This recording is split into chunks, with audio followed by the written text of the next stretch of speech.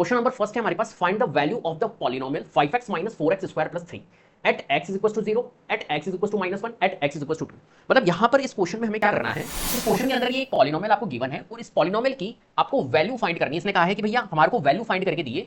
किस पे value find करनी है, जब आपकी x की वैल्यू 0 हो, राइट, उसकी वैल्यू आपको फाइंड करनी है, इस पॉलिनोमियल की वैल्यू फाइंड करनी है। सेकंड पार्ट है x इज इक्वल टू -1, मतलब x की वैल्यू -1 पुट करके देखनी है। तो वैल्यू कैसे फाइंड करते हैं, राइट, तो वैल्यू कैसे फाइंड करते हैं, सिंपल सी बात है, ये जो आपके पास में आप फर्स्ट पार्ट दिया हुआ है, फर्स्ट पार्ट क्या गिवन है, x इज इक्वल टू 0, इस पे वैल्यू आपको फाइंड करनी है इस पॉलिनोमियल की, राइट, तो x की वैल्यू आपको 0 पुट कर देनी है, तो इस पॉलिनोमियल की एक वैल्यू निकल के आएगी। ऐसे ही सेकंड पार्ट है x इज इक्वल टू -1, तो x की वैल्यू -1 इस पॉलिनोमियल में पुट कर दो, तो आपकी एक वैल्यू निकल के आएगी, वही वैल्यू होती है, सिंपल। तो फर्स्ट पार्ट हम कर रहे हैं x इज इक्वल टू 0, तो ये जो पॉलिनोमियल है हमारे पास में 5x minus 4x square, polynomial क्या है हमारे पास में, मान के चलिए पॉलिनोमियल ऑफ x वेरिएबल है, तो हम इसको कहेंगे कि यहां पर 5x minus 4x square plus 3, ये एक पॉलिनोमियल है, राइट, और आपको x की वैल्यू 0 यहां पर पुट करनी है, फर्स्ट पार्ट ये कह रहा है। तो हम यहां पर कर लेंगे putting x is equals to 0 in given polynomial, right?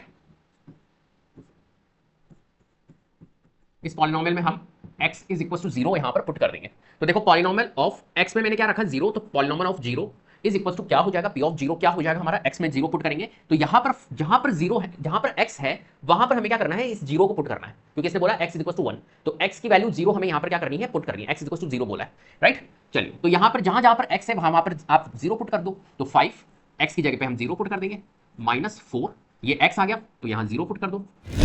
+3, simple. चलो अब देखते हैं क्या निकल के आता है, तो 5 इंटू 0 करेंगे तो 0 आएगा, और 0 का स्क्वायर क्या होता है, 0 का स्क्वायर हमारा 0 होता है, और 4 इंटू 0 हमारा 0 ही होगा, तो 0 माइनस 0 यहाँ पे भी 0 हो गया, और +3, तो रिजल्ट क्या आएगा हमारा, रिजल्ट आएगा 3। मतलब पॉलिनोमियल ऑफ 0 रखने पर, p of 0, p of x, x 0 रखने पर इस पॉलिनोमियल की वैल्यू क्या होगी, इस पॉलिनोमियल की वैल्यू हमारी क्या आ रही है, 3 आ रही है। क्लियर है, चलिए।